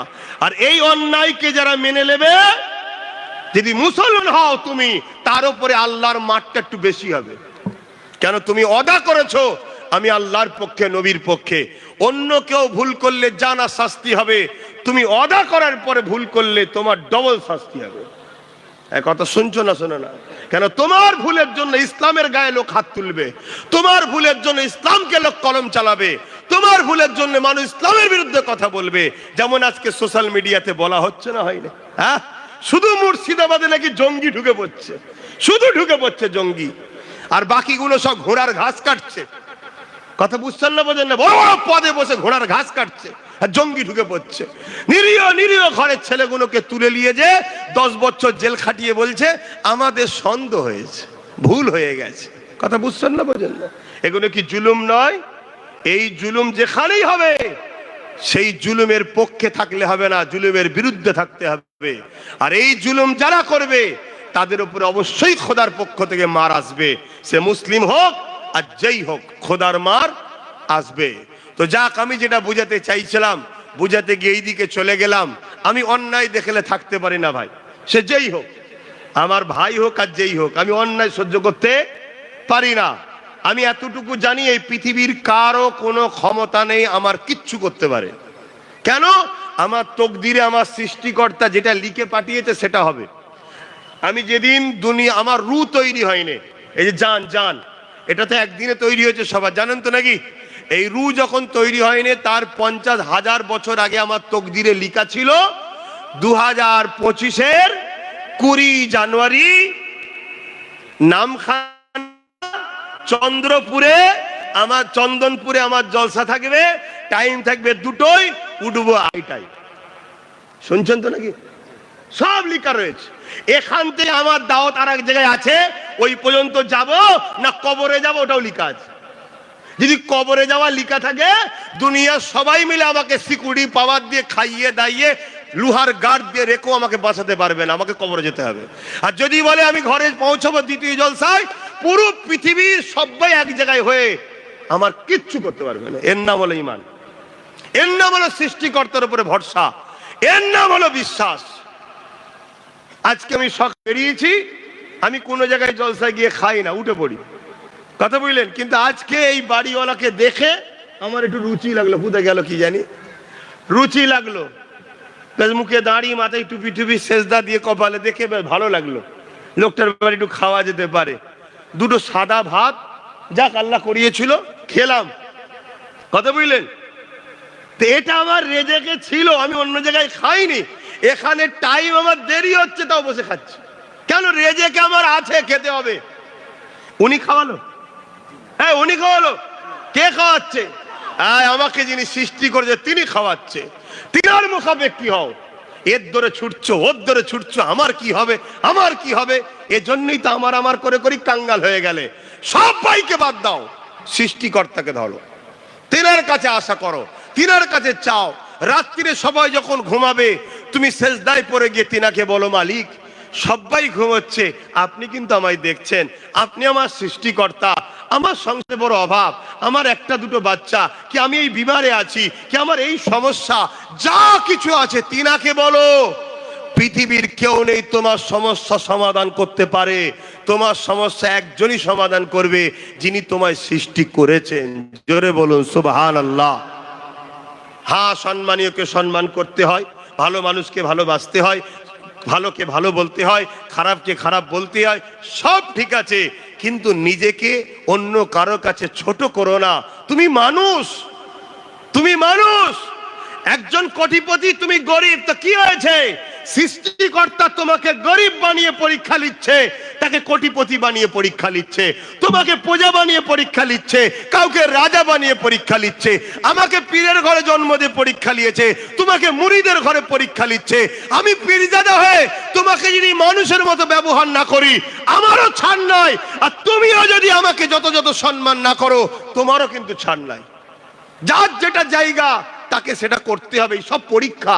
দেখি গরিব গরিব হয়ে আমাকে ধরে রাখে কিনা, দেখি ধনী পয়সা পেয়ে মানুষকে মানুষ মনে করে না আমার খুশির জন্য গরিবের পাশে দাঁড়ায়। এইটাই হলো পরীক্ষা। দেখি কাউকে ক্ষমতায় বসিয়ে সে মানুষের উপকার করে না মানুষের ক্ষতি করে। এসবই পরীক্ষা। তাই আমি বলবো আমার ভাইদেরকে, বাপেদেরকে, মায়েদেরকে, বোনেদেরকে, এই সামান্য দুদিনের দুনিয়ার জন্য সৃষ্টিকর্তার নাফরমানি করবেন না। সৃষ্টিকর্তা যেটা চায় সেই রাস্তাতে চলুন। তাই যুগে যুগে তিনি নবী রসুল পাঠিয়েছেন। মুসা আলাইহিস সালামের কথাটা বলছিলাম, সময় তো খুবই সংক্ষেপ। মুসা নবীর কথাটা শুধু শেষ করে দিই। 70,000 জাদুকর দড়ি ছেড়েছে, 70,000 সাপ হয়েছে। মুসা নবীকে সৃষ্টিকর্তা এলাহান করলেন, আওয়াজ দিলেন, মুসা তুমি তোমার হাতের লাঠিটা ছাড়ো। মুসা নবী লাঠিটা ছাড়লেন, বিশাল একটা সাপ হয়ে গেল। বললেন না সুবহানাল্লাহ? কিন্তু আগে জাদুকররা দড়ি ছেড়েছে, সাপ হয়েছে, আমি সুবহানাল্লাহ বলতে বলেছি। কিন্তু মুসা নবীর বেলায় বলতে বললাম কেন? ভাববেন মুসা আমাদের পক্ষে, তাই না, এখানে সত্য আর মিথ্যার ব্যাপার আছে। তাই কি আমি শুধু সুবহানাল্লাহ বলবো কেন? 70,000 জাদুকর যখন দেখছে মুসার লাঠিটা সাপ হয়ে গেছে, তাদের দড়িও সাপ হয়েছে, কিন্তু 70,000 জাদুকর সব ফেরাউনের দরবারে দাঁড়িয়ে গিয়ে ফেরাউনকে ছেড়ে দিয়ে মুসা নবীর কদমে এসে পড়ে বলছে, মুসা তুমি বারহাক সত্য, তোমরা আমাকে কলমা পড়িয়ে ইসলামে জায়গা করে দাও। জোরে বলুন সুবহানাল্লাহ, আরো জোরে বলুন। তাহলে জাদুকরকে নিয়ে এলো ফেরাউন, খাওয়ালো ফেরাউন, যত্ন করলো ফেরাউন। জাদুকররা দড়ি ছাড়লো, সাপ হলো। মুসা নবী লাঠি ছাড়লো, সাপ হলো। আরে তুমিও তো সাপ বানিয়েছো, উনিও তো সাপ হয়েছে লাঠিটা, তা দেখার কি আছে? জাদুকররা বলছে, শোনো, জাদু আর মুসার মধ্যে পার্থক্য আছে। আমরা রশি ছেড়েছি, সাপ হয়েছে, সাপ কিন্তু হাকিকাতে হয়নি, রশি রশি আছে, জনগণ দেখছে সাপ হয়েছে। কিন্তু মুসা যেই লাঠি ছেড়েছে, অবাক হয়ে যাচ্ছি, ওটা লাঠি নেই, ওটা সত্যিকারেরই সাপ হয়েছে। জোরে বলুন সুবহানাল্লাহ, আরো জোরে বলুন সুবহানাল্লাহ। এ থেকে প্রমাণ হয় আমরা শয়তানের সাহায্যে জাদু দেখিয়ে মানুষকে ধোঁকা দিই, কিন্তু মুসার পক্ষে মুসার সৃষ্টিকর্তা আল্লাহ রয়েছে, যিনার ক্ষমতা আছে না নাই? বাপের সামান্য রস থেকে যদি মায়ের পেটে সন্তান বানাতে পারে, ওই সন্তানের এক একটা চোখে 13,000 কোটি করে লেন্স আছে। শুনে রাখো, আরে 150 বছরের বিজ্ঞান মেনে নিয়েছে রিসার্চ করে, এক একটা চোখে কত লেন্স? 13,000 কোটি। দুটো চোখে 26,000 কোটি লেন্স আছে, একটার সাথে একটা তার সম্পূর্ণ আলাদা। তোমার এই 8 জিবি মেমোরিতে 100 জিবি লোড দিলে যেমন হ্যাং হয়ে যায়, আল্লাহর কুদরত বেশি চাপ দিলে আউট হয়ে যাবে। শুনছেন তো? তাহলে 26,000 কোটি দুটো চোখের মধ্যে যে সৃষ্টিকর্তা লেন্স দিতে পারে, সেই সৃষ্টিকর্তা সামান্য বাপের শরীরের পানি থেকে একটা মানুষকে মায়ের পেটে তৈরি করতে পারে, বিনা খুঁটিতে আসমান টিকিয়ে রাখতে পারে, এমন করে এই পাহাড় কায়নাত সব তৈরি করতে পারে। সেই সৃষ্টিকর্তা এই মুসার লাঠিকে সত্যিকারেরই সাপ বানিয়ে দিয়েছে। জোরে বলুন সুবহানাল্লাহ। তাই 70,000 জাদুকর ফেরাউনের দল ছেড়ে দিয়ে মুসা নবীর হাতে হাত দিয়ে কলেমা পড়ে ইসলাম অ্যাকসেপ্ট করে। জোরে বলুন সুবহানাল্লাহ। আমার দয়ার নবীর ব্যাপারটাও জাদুঘর এসেছিল না? আসেনে এই আবু জেহেল জাদুকর নিয়ে এসেছিল আমার নবীর কাছে, জানেন তো? ছোট্ট করে একটু টাচ করছি। জাদুকর আবু জেহেল আমার নবীকে কোনো দিক দিয়ে হারাতে পারে না। লাস্টে হাবিব ইয়ামানি নামে একটা জাদুকরকে ডেকে এনেছে। হাবিব ইয়ামানি তৎকালীন সময় পৃথিবীর সব থেকে বড় জাদুকর ছিল, আমার নবীর কাছে নিয়ে এসছে। আমার রসুলকে হাবিব ইয়ামানি জিজ্ঞেস করছে, আপনি নাকি নবী মেসেঞ্জার দাবি করেছেন? আল্লাহ নবী বললেন, আনা মুহাম্মদ রাসূলুল্লাহ। তখন হাবিব ইয়ামানি বলছে, আকাশে কিছু জাদু করে দেখাও, আকাশে কিছু করে দেখাও। কেন? জাদুকররাও জানে জাদু জমিনে হয়, আকাশে। শুনছেন তো? তা হাবিব ইয়ামানি বলছে, আকাশে কিছু করে দেখাও। আমার দয়ার নবী হযরত প্রফেট মুহাম্মদ সাল্লাল্লাহু আলাইহি সাল্লাম তিনি আসমানের দিকে মুখ তুলেছে, তখন চাঁদনি রাত ছিলেন, পুরো 14 গোল চাঁদ উঠেছে, পূর্ণিমার চাঁদ। হাবিব ইয়ামানিকে বলছে, হাবিব ইয়ামানি এই চাঁদটা দুটুকরো করে দেবো? ভাই মুখে আর কথা বেরোবে মনে হয়? এই চাঁদ কি দুটুকরো করা যায়? চাঁদ কি সরানো যায়? কিন্তু আমার নবীর নূর থেকেই ওই চাঁদ তৈরি। জোরে বলুন সুবহানাল্লাহ। আল্লাহ নবী শুধু উংলি ইশারা করলো, চাঁদটা দুটুকরো হলো। শুধু দুটুকরো হয়নি, একটা পাহাড়ের ইমাতায় আর একটা পাহাড়ের উমাটায়। পৃথিবীর প্রত্যেকটা বিজ্ঞানী যারা চাঁদে গেছে, তারা স্বীকার করতে বাধ্য হয়েছে, তারা স্বীকার করতে বাধ্য হয়েছে যে চাঁদ ইমাতা থেকে উমাতা চিরা ছিল, পরে জুড়া হয়েছে। আরে ওটা রাসূলের উঙ্গলির ইশারাতে হয়েছে। জোরে বলুন আল্লাহ। নিজেকে গর্ব করো মুসলমান, এ নবীর উম্মত, গর্ব করো সেই মোহাম্মদ রসুলের তোমরা উম্মত। কার পিছনে ছোট, কোন দিকে যাও, কি করো, কাকে ফলো করো, কার পিছনে ঘুরে বেড়াও, কাকে সম্মান করো, একটু দেখে দেখে করা দরকার। আল্লাহ তোমাদেরকে কি নিয়ামত বানিয়েছে। তোমার নেতা তো মোহাম্মদ সাল্লাল্লাহু আলাইহি সাল্লাম, যার ইশারায় চাঁদ দুটুকরো হয়। চাঁদ নয়, এই সূর্য যে ডুবে গেছে, ওই সূর্যকে আমার নবী ইশারা করেছে, সূর্য আবার পুনরায় ফিরে এসেছে। জোরে বলুন সুবহানাল্লাহ। আরো জোরে বলেন। আজকে যারা আমার নবীর পিছনে লাগছে, ইসলামের বিরুদ্ধে লাগছে, পৃথিবীর সব সুপার পাওয়ারকে বলো তোমরা সব তো বিশাল পাওয়ার, এক জায়গায় হও, হয়ে বলো চাঁদ নয়, ঘরে একটা বাল্ব জ্বালিয়ে দেবো, লাইট বাল্ব পর্যন্ত নাকি, ওই লাইটটাকে সবাই মিলে ইশারা করে বলো একটু সরে যা, একটু সরে যা।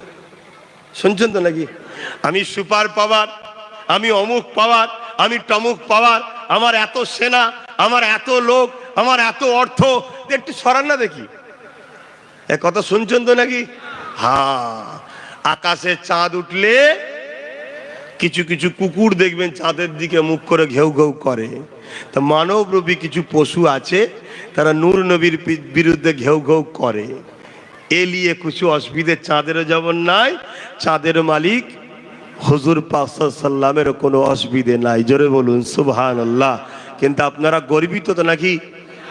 মনে রাখবেন, যুগে যুগে এই জাদুকররা তারাও জুলুম করেছে। গরিবে নওয়াজকে জাদু করছিল, আগুনের বান মারছে, আগুনের। গরিবে নওয়াজ একটা গন্ডি করে দিয়ে খাদেমদের বজের বাইরে যাবি না দাঁড়া। কিছুক্ষণ পর আগুনের বান মারা বন্ধ হয়ে গেছে। হুজুর খরমকে বলেছে যা ধরে লিয়ায়। খরম বোঝেন কি? কাঠের জুতো আগেকার সময় পায়ে থাকতো, জুতোকে বলছে যা ধরে লিয়ায়। মাহন বাপের কথা ছেলে শুনছে না, এই লিয়াই তো বাবা, বোঝা যাবো নি, যা বাজারে যা, যাবো নি যা। বেশি কিছু বললে ইট ছুঁড়ে বাপের মাথায় মারছে। আর গরিবে নওয়াজের কথা পায়ের জুতো শুনছে কেন? তারা আল্লাহর হয়েছে, তাই কায়নাতকে আল্লাহ তাদের করেছে।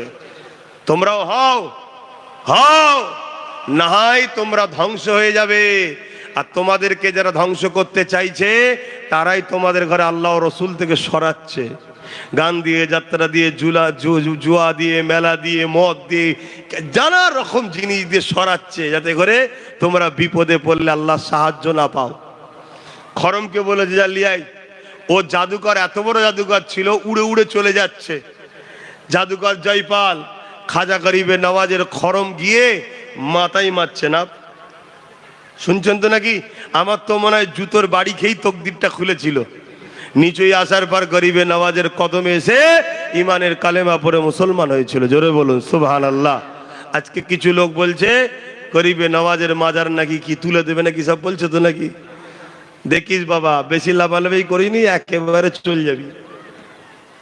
বেশি লাভালাভি করা ভালো নয়। তো যাক, শখ যাই গদিতে মাথা মারবে কি, একটু যদি মনে হয় একটুখানি আমি হেড দেবো, মাথা মারবো, গদিতে মারো, নরম জায়গায় মারো, সব ঠিক আছে। শক্ত জায়গায় মাথা মারতে যেও না। কথা কিছু বুঝছেন না, বোঝেন? হ্যাঁ, এটা হজরতে শেরে খোদা আলীর বেটা গরিবে নওয়াজ, শেরে খোদা মাওলা আলীর বেটা হাসান ও হোসাইনি, ওখানে মাথা মারতে যেওনি। আমার দেশের প্রধানমন্ত্রী খুব ভালোভাবে চেনে ওনাকে, জানেন তো নাকি? এজন্য এই বছরে আবার চাদর দিয়ে পেটিয়েছে, প্রত্যেক বছরে পাঠায়। বাবা, আমি নরেন্দ্র দামোদর মোদির পক্ষ থেকে বাবা, একটু খেয়াল রেখো বাবা। শুনছেন তো নাকি? পুকুর পাড়ে দেখবেন চ্যাংচিকে মাছগুলো বেশি লাফায়, আর যখন বড় বড় মাছ হয় চুপচাপ বসে থাকে। অতএব দেশের প্রাইম মিনিস্টার জানে গরিবে নওয়াজের পিছনে লাগলে কি হতে। আর কথা নয়, সালাম দেবো, ইয়া নবী সালাম। বাধা রয়েছে।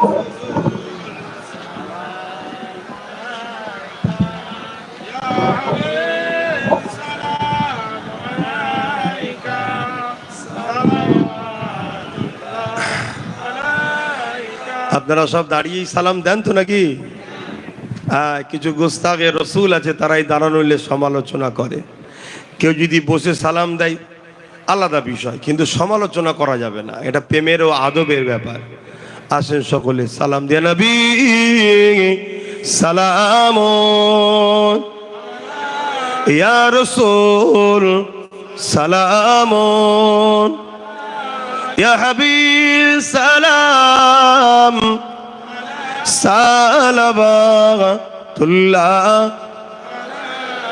কঠিন হাসরের দিনে কি আছে মোদের কপালে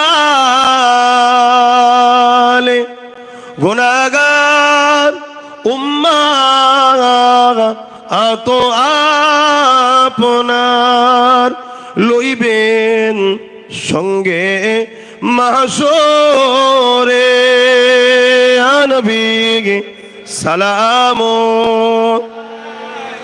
ইয়া রাসূল ইয়া হাবিব সালাম সালাম সকলে গায়ে গায়ে বসুন বালাগাল উলা বাবা